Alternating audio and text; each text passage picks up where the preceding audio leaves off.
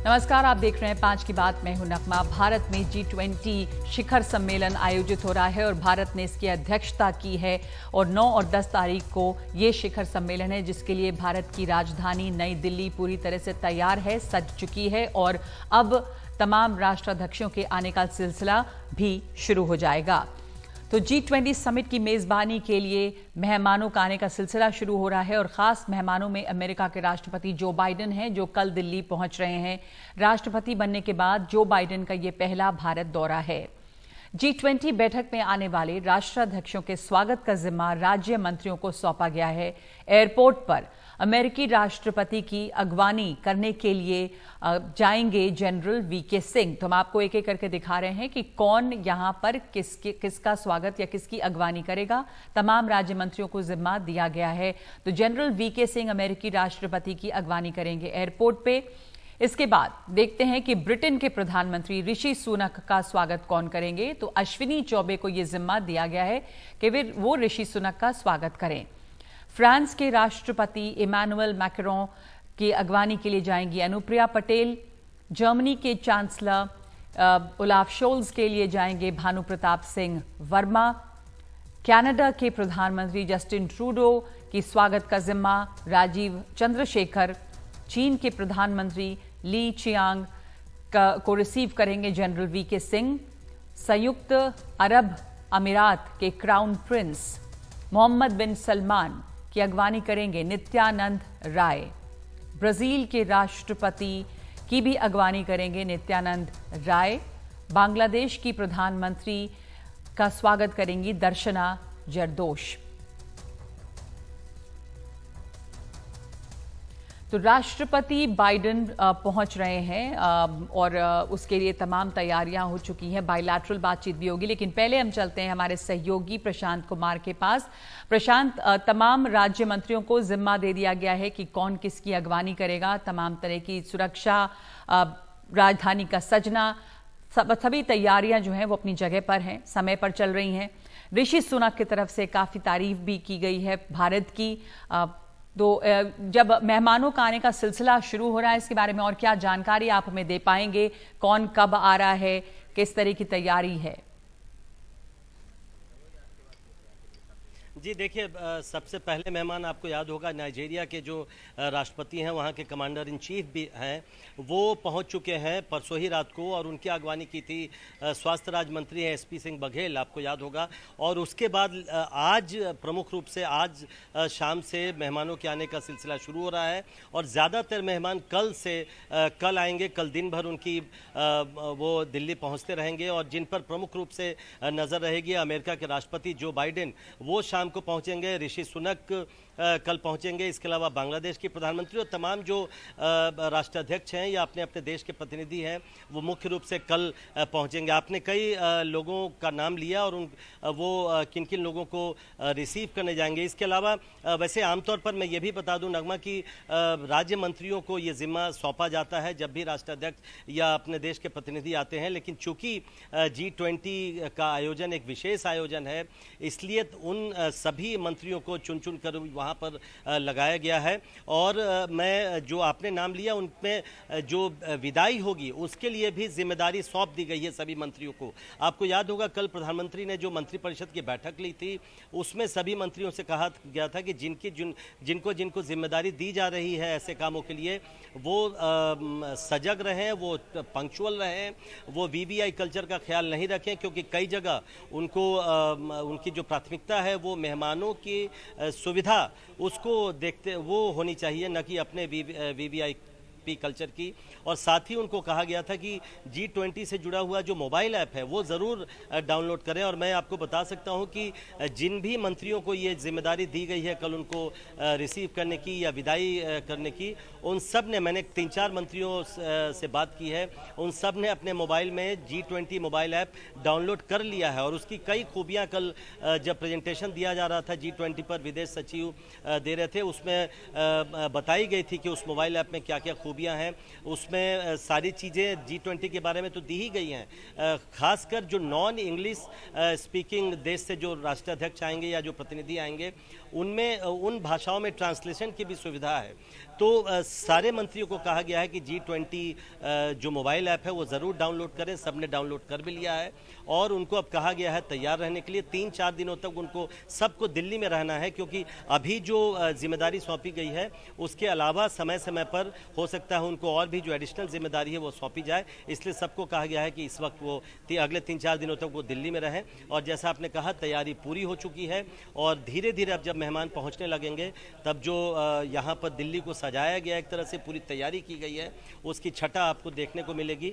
और तब हालांकि एक बात मैं ये भी बता दूं कि अब आज शाम से कई प्रतिबंध भी यहाँ लागू हो जाएंगे, खासकर नई दिल्ली क्षेत्र में। उससे लोगों को थोड़ी असुविधा ज़रूर होगी, लेकिन पहले ही इस बात की जानकारी लोगों को दी जा चुकी है। तो अब स्टेज सज चुका है, मेहमानों का इंतज़ार है और 9 और 10 तारीख को जिसका इंतज़ार है जिन 2 दिनों का, वो हमें देखने को मिलेगा। जी, आज रात से ही कुछ प्रतिबंध शुरू हो जाएंगे नई दिल्ली म्यूनिसिपल कॉरपोरेशन का जो इलाका है वहां पर। धन्यवाद आपका प्रशांत तमाम जानकारी के लिए। एक एक करके मेहमानों के आने का सिलसिला शुरू हो रहा है। एक मेहमान आ चुके हैं, कल राष्ट्रपति जो बाइडेन आएंगे, ऋषि सुनक आएंगे और तमाम मेहमान ज़्यादातर कल ये सिलसिला शुरू हो जाएगा। राष्ट्रपति बाइडेन के साथ कल द्विपक्षीय बातचीत भी है शाम को प्रधानमंत्री नरेंद्र मोदी की। और इससे पहले भारत ने कई अमेरिकी उत्पादों पर से टैरिफ हटाया है। बाइडेन के आने से पहले एनसीआर के एयर स्पेस पर काफ़ी कड़ी निगरानी रखी जा रही है और भारतीय वायुसेना के fighter plane stand by mode पर हैं। आपको बता दें कि G20 के दौरान द्विपक्षीय बातचीत भी होनी है। कई प्रधानमंत्री कार्यालय सूत्रों के मुताबिक प्रधानमंत्री मोदी की अमेरिकी राष्ट्रपति बाइडेन से द्विपक्षीय बातचीत जो है वो कल है। इसके अलावा बांग्लादेश और मॉरिशस के साथ भी द्विपक्षीय बातचीत की संभावना है। और इसके साथ साथ आपको जानकारी दे दें कि इसके पहले संयुक्त राष्ट्र के महासचिव एंटोनियो गुटेरेस ने यह भरोसा जताया है कि G20 की अध्यक्षता करते हुए भारत ग्लोबल डिवाइड को खत्म करने में कोई कसर नहीं छोड़ेगा। तो सुनते हैं United Nations secretary general Antonio Guterres को। I'm confident that India will do everything possible to make sure that the geopolitical divides that exist are overcome and that the G20 can conclude with possible results. There are, of course, questions that for me would be essential to create the conditions in debt relief and in access to concessional funding, long-term concessional funding, to allow developing countries to be able to overcome the impacts of COVID-19, of the war in Ukraine, and at the same time, I would be obviously very interested in seeing the emerging economies and the developed countries that are gathering in the G20 to be able to come to a united approach to an increased ambition in mitigation, to reduce emissions, as we are facing a catastrophic climate situation. Catastrophic climate situation जो एक बड़ी चुनौती है उस पर और तमाम बातों पर दुनिया एक साथ आ पाए, ये उम्मीद जताई जा रही है। इस G20 से यहाँ पे उम्मीद है। और हम आपको एक दिलचस्प जानकारी और दे दें कि तमाम राष्ट्राध्यक्ष जो आ रहे हैं कौन कहाँ रह रहा है। तो जो बाइडेन अमेरिका के राष्ट्रपति ITC मौर्य में रुक रहे हैं। खबर है कि ये होटल जो है वो पूरी तरह से बुक्ड है अमेरिकी डेलीगेट्स के लिए। 400 कमरे यहाँ पर बुक्ड हैं। दूसरे की रूस के विदेश मंत्री आ रहे हैं सर्गेई लैवरोव और वो दी ओबरॉय में रुकेंगे। ली चियांग चीन के प्रधानमंत्री ताज पैलेस में हैं। फूमियो किशिदा प्रधानमंत्री हैं जापान के, वो द ललित में रुक रहे हैं। उसके साथ साथ ऋषि सुनक प्रधानमंत्री ब्रिटेन, ये शांग्रीला होटल में। इमैनुअल मैक्रों फ्रांस के राष्ट्रपति IECC में रुकेंगे। और जस्टिन ट्रूडो कनाडा के प्रधानमंत्री द ललित में रुक रहे हैं। एंटनी एल्बनीज ऑस्ट्रेलिया के प्रधानमंत्री the Imperial. Olaf Scholz German chancellor Shangri La hotel में रुकेंगे। मोहम्मद बिन सलमान जो क्राउन प्रिंस हैं सऊदी अरब के, वो दलीला में रुकेंगे। इसके साथ साथ इटली से भी आ रही हैं जियोर्जियो मेलोनी आ रही हैं और दक्षिण अफ्रीका के सिरिल रामाफोसा।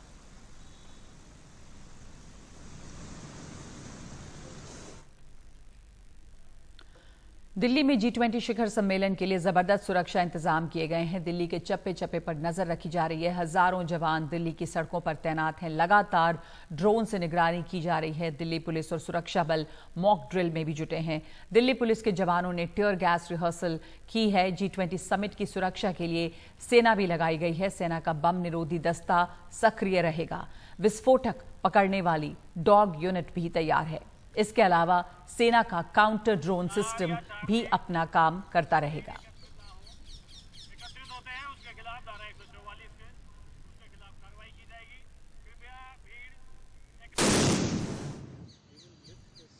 बम को नाकाम करने वाले ऐसे करीब 20 दस्ते G20 के कार्यक्रम स्थलों पर तैनात हैं। उनके पास रोबोटिक उपकरण भी हैं।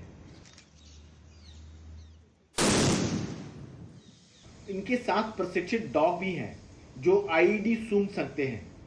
ऐसे करीब 16 यूनिट लगी हैं। G20 के दौरान सेना के इन दस्तों का काम किसी साजिश को नाकाम करना है।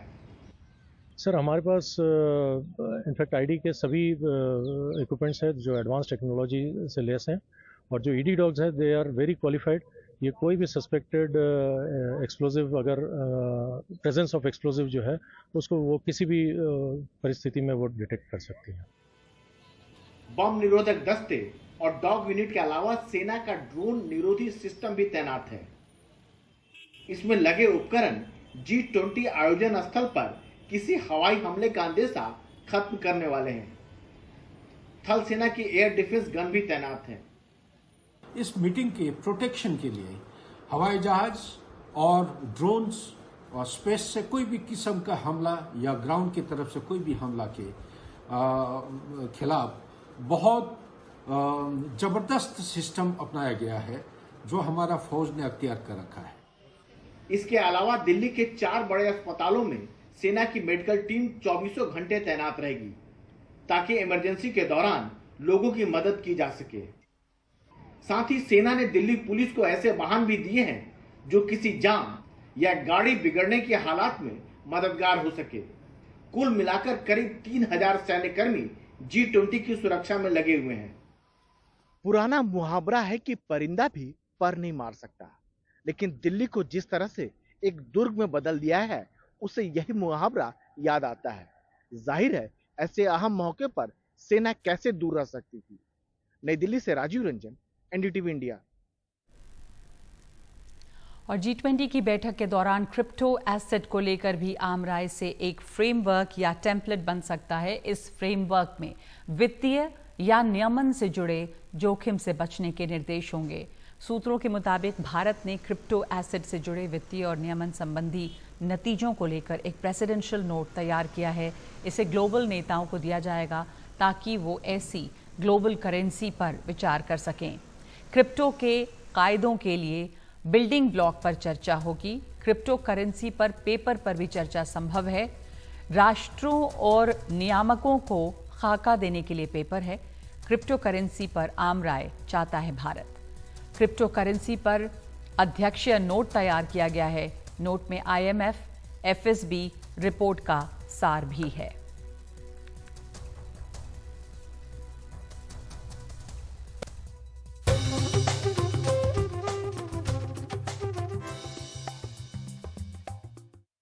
प्रधानमंत्री मोदी ने G20 समिट से पहले इस सम्मेलन के दुनिया पर होने वाले असर को लेकर अपने विचार साझा किए हैं। प्रधानमंत्री ने ये पोस्ट किया है और कहा है कि वसुधैव कुटुंबकम इन 2 शब्दों में गहरा दार्शनिक विचार समाहित है। भारतीय संस्कृति के इन 2 शब्दों का अर्थ है पूरी दुनिया एक परिवार। एक ऐसा परिवार जिसमें सीमा, भाषा और विचारधारा का कोई बंधन नहीं। मानव जीवन को बेहतर बनाने के लिए हम एक धरती के रूप में साथ आ रहे हैं। विकास के लिए एक परिवार के रूप में एक दूसरे के सहयोगी बन रहे हैं। हम एक साथ समान एवं उज्जवल भविष्य के लिए आगे बढ़ रहे हैं। कोविड के बाद विश्व व्यवस्था पहले से काफी अलग हो चुकी है। GDP केंद्रित दृष्टिकोण की जगह मानव केंद्रित दृष्टिकोण की जरूरत का एहसास है। दुनिया ग्लोबल सप्लाई चेन में सुदृढ़ता और विश्वसनीयता के महत्व को पहचान रही है। वैश्विक संस्थानों में सुधार के जरिए बहुपक्षवाद को बढ़ावा देने का सामूहिक आह्वान है। इन बदलावों में G20 की हमारी अध्यक्षता ने उत्प्रेरक की भूमिका निभाई है।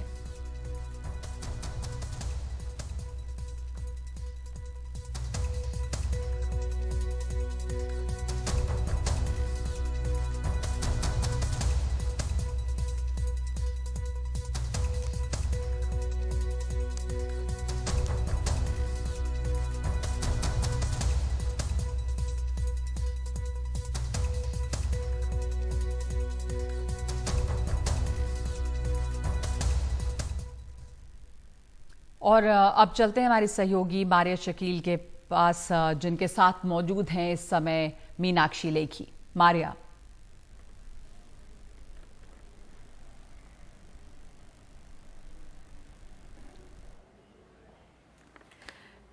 भारत की तैयारी G20 की पूरी हो चुकी है और जगह जगह पर आप देखिए दिल्ली एक नए रंग में दिख रही है। हमारे साथ केंद्रीय मंत्री मीनाक्षी लेखी हैं जो बताएंगे तैयारी में कुछ बचा हुआ है मैम या सब कुछ पूरा चीज हो गया है। और यहाँ पर हम national gallery of modern arts में बैठे हुए हैं और आप कल्चर मिनिस्टर भी हैं, तो क्या झांकी दिखेगी भारत की? मेरे मन में है कि मैं आपको वो झांकी काश दिखा सकती और आपको उस एग्जीबिशन के थ्रू ले जा पाती जो कि यहाँ पर लगने जा रही है। और उस एग्जीबिशन के अंदर, उस प्रदर्शनी के अंदर, जिसका अंग्रेजी में टाइटल है रूट्स टू रूट्स, यानी जड़ों से रास्तों तक, तो भारत की जो जड़ें हैं वो इतनी ऐतिहासिक हैं और इतनी पुरातत्व हैं कि शायद बहुत सारे देशों को तो जानकारी भी नहीं है। और कई बार मुझे हैरानी होती है कि हम भारतीयों को भी उसके बारे में और अधिक जानकारी प्राप्त करनी चाहिए। और रास्ते जो भारतीयों ने चुने, चाहे वो ज़मीन के ऊपर के रास्ते थे, चाहे वो समुद्र के रास्ते थे, और किस प्रकार से पूरी दुनिया में भारतीय गए, तो वो सब हम दिखा रहे हैं यहाँ पर। और उसमें ज्ञान विज्ञान साथ जुड़ा हुआ है, क्योंकि हमारा जो केंद्र है वो ज्ञान विज्ञान शिक्षा पर आधारित था। और बहुत कम लोग शायद ये बात जानते होंगे, पर आपके माध्यम से मैं ये सूचना ज़रूर देना चाहती हूँ कि कुछ हज़ार साल पहले ईसा पूर्व हमारे यहाँ पर दोनों प्रकार की लिपि थी। ब्राह्मी भी, जिसमें हम सीधी तरफ से उल्टी तरफ की तरफ लिखते थे, और खारुस्ती जिसमें हम उल्टी तरफ से सीधी तरफ की तरफ लिखते। उर्दू, अरबिक, उर्दू तो बात की बात है, अरबिक उससे पुरानी है, तो खारुस्ती स्क्रिप्ट है। भाषा संस्कृत होती थी लेकिन खारुस्ती में लिखते थे। तो हम ऐसे भी लिख सकते और ऐसे भी लिख सकते, और दोनों तंत्र भारत में उपलब्ध थे। तो ये बात तो सबको जानकारी नहीं है। तो ऐसी बहुत सारी चीज़ें, यहाँ तक कि हमारा जो विज्ञान था, हमारी जो विद्या थी, स्वास्थ्य की मैं बात करूं, तो वो भी पशुओं के लिए भी थी और मनुष्यों के लिए भी थी। और एक हमने किताब यहाँ पर रखी है वेटनरी साइंस की, जिसमें घोड़ों की बीमारियों का जिक्र है, और वो संस्कृत में है, और वो 4th-5th सेंचुरी AD की किताब है। ये पूरे भारत की संस्कृति का प्रदर्शन होगा। भारत मंडपम में क्या दिखेगा? भारत मंडपम में भी आपको संस्कृति, डिजिटल टेक्नोलॉजी, कल्चर के एस्पेक्ट्स, डांस, म्यूजिक, वो सब चीज़ें दिखेंगी। मगर जो वहाँ पे कल्चर कॉरिडोर तैयार किया गया है, जो वहाँ पे एग्जीबिशन है, वो विशेष रूप से मैं आपको बताना चाहती हूँ कि वो बहुत ही अलग किस्म की एग्जीबिशन है कि जितनी भी पार्टिसिपेटिंग देश हैं, जो 20 देश तो G20 के, और उसके ऊपर के जो हमारे स्पेशल इनवाइटी देश हैं, उन तमाम जगहों से हमने उनकी कुछ कलाकृतियाँ मंगवाई हैं, जिनको वहाँ पर हमने शोकेस किया है। और उन कलाकृतियों में मैग्ना कार्टा भी है ब्रिटेन का, उसमें फ्रांस का डिक्लेरेशन ऑफ राइट्स भी है, और US का डिक्लेरेशन है। तो ये ऐसी चीज़ें जो कम देखने को मिलती हैं, लेकिन जिन्होंने दुनिया बदल दी।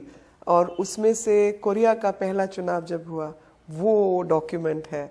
भारत का ऋग्वेद की ऋचा, जो कि 4वीं-5वीं शताब्दी की है, जिसमें लिखा है संवदध्वम समगच्छत्वम संवमानानसी जानताम, उसकी एक प्रति वहाँ पर रखी हुई है। अब ये सवाल मैं एक्सटर्नल अफेयर्स मिनिस्टर से पूछ रही हूँ।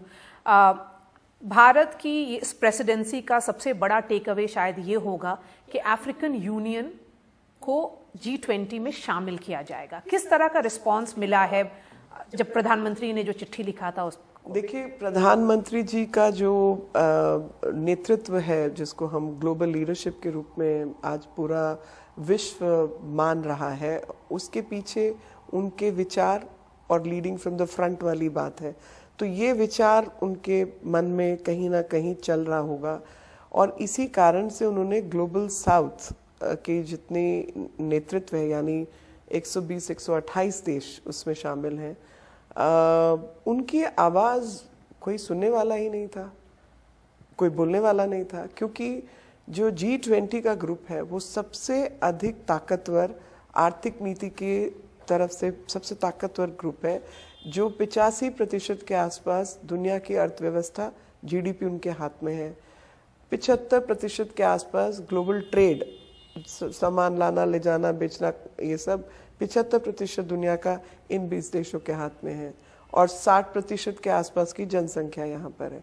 तो आप बताइए, ये 20 देश तो दुनिया के सबसे ताकतवर देशों में आ गए। लेकिन अगर वसुधैव कुटुंबकम की बात की जाए, जो प्रधानमंत्री जी के अनुसार हमारी इस की टैगलाइन रही G20 प्रेसिडेंसी की, तो उनके मन में यही बात कौंध रही थी कि आज विश्व में कई तरीके के क्राइसिस है, कई जगहों पर युद्ध चल रहे हैं, लोगों के पास भोजन की सुरक्षा है, फ्यूल की असुरक्षा है, फर्टिलाइज़र की असुरक्षा है, स्वास्थ्य की, खास तौर पे पेंडेमिक कोविड-19 के बाद स्वास्थ्य की असुरक्षा है, दवा और ये सब चीज़ें चाहिए।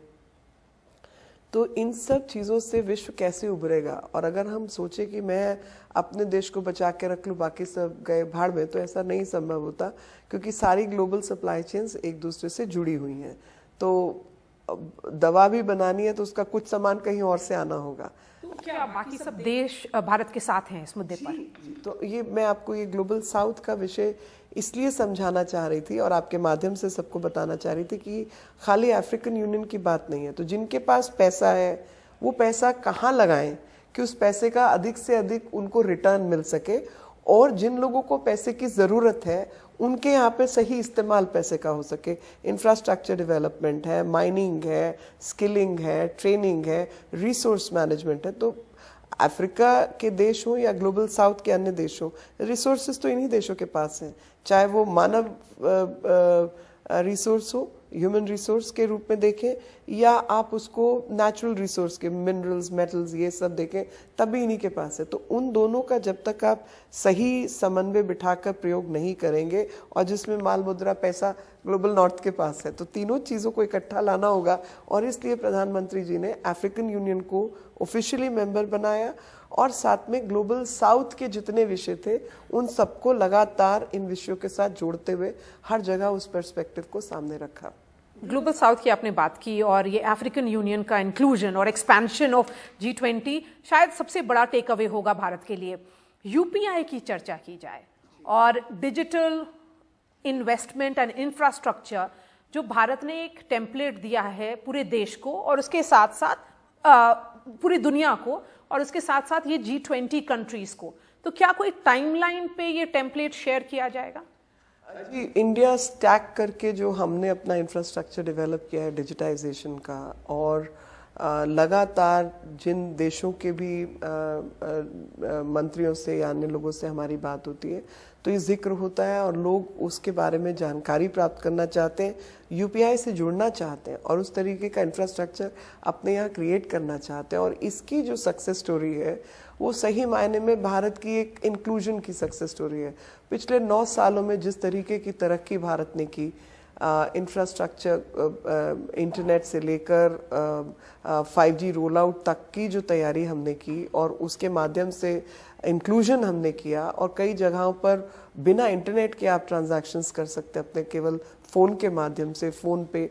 ये तो एक अजूबा जैसे होता है ना, वैसा हुआ है। और मैं एक उदाहरण आपको देना चाहती हूँ। मेरे ऑफिस में एक यंग लड़की है आपकी तरह जो मेरे साथ काम करती है। हम दोनों यूरोप के एक देश में गए थे। तो नॉर्मली लोगों का परसेप्शन होता है कि यूरोप तो आपसे बहुत आगे, आप तो भी बहुत पीछे हैं। तो अब मेरी उम्र में आके कुछ ज़्यादा खरीदारी वरीदारी करनी नहीं होती, तो मैंने कहा कि मैं यहाँ बैठ के कॉफ़ी पी रही हूँ, अखबार पढ़ रही हूँ, तुम ज़रा शॉपिंग वॉपिंग करके आओ, फिर 1 घंटे बाद इधर ही मिलेंगे। तो उसने कहा कि ठीक है मैम। तो मैं बैठ गई वहाँ, कॉफ़ी वॉफ़ी ऑर्डर किया, मैं कॉफ़ी पीने लग गई। वो लड़की 5-7 मिनट में वापस आ गई।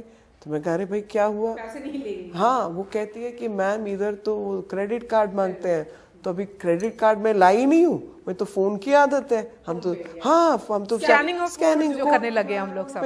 तो कहती है मेरे पास क्रेडिट कार्ड नहीं है।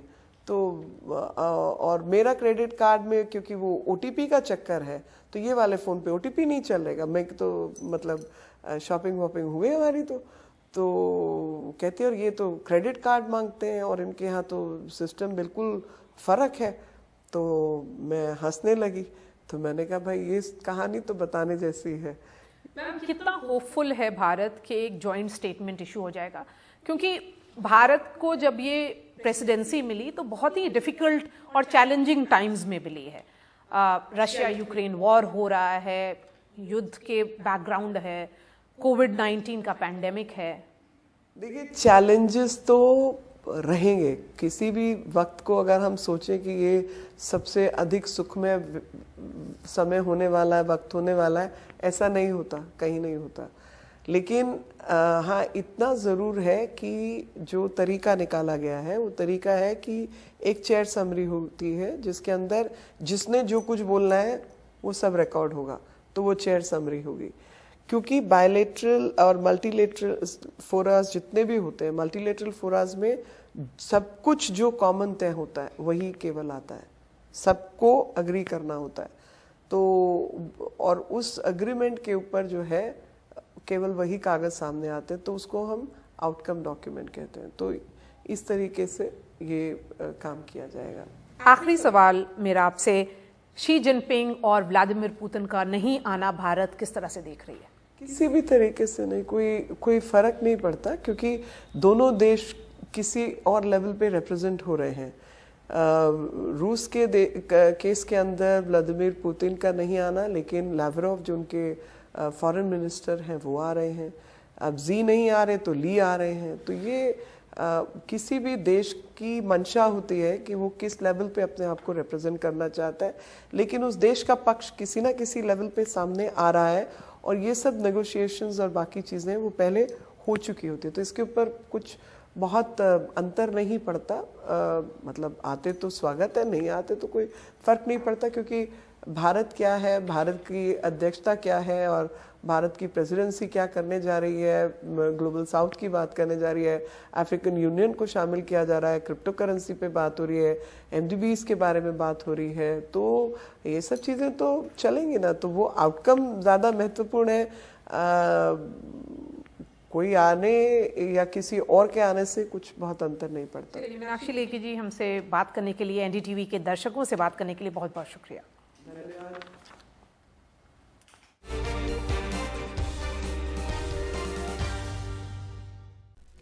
और आइए अब G20 की बातों से आगे बढ़ते हैं। कृष्ण जन्माष्टमी है और दिल्ली देश भर में कृष्ण जन्माष्टमी की भी रौनक है।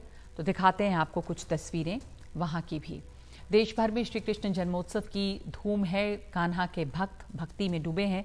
श्री कृष्ण की नगरी मथुरा में भगवान कृष्ण के जन्मोत्सव के लिए बहुत बड़े स्तर पर तैयारियां की गई हैं। हर साल की तरह यहां पर श्रद्धालुओं का आना शुरू हो गया है, जिसे देखते हुए सुरक्षा के इंतजाम भी काफ़ी पुख्ता किए गए हैं। और आप ये देख सकते हैं तस्वीरें, जिसमें मथुरा की तस्वीर है, दिल्ली है, मुंबई है और साथ साथ नोएडा में की।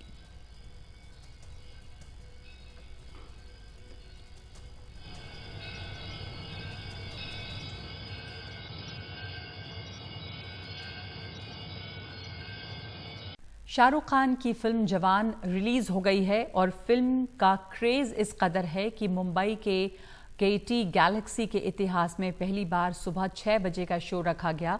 इसे शाहरुख खान के फैंस ने बुक किया था। फिल्म के शो से पहले शाहरुख के फैंस खूब जमकर नाचे भी। एडवांस बुकिंग में ही जवान फिल्म 52 करोड़ का कारोबार कर चुकी है। शाहरुख खान ने ट्वीट करके फैंस का शुक्रिया अदा किया। उन्होंने कहा कि समय निकालकर सभी फैन क्लब का शुक्रिया अदा करना होगा। और इसके पहले आपको बता दें कि वो वैष्णो देवी गए और उसके पहले वो तिरुपति भी गए और साउथ के भी कुछ स्टार्स उनके इस फिल्म में साथ में हैं।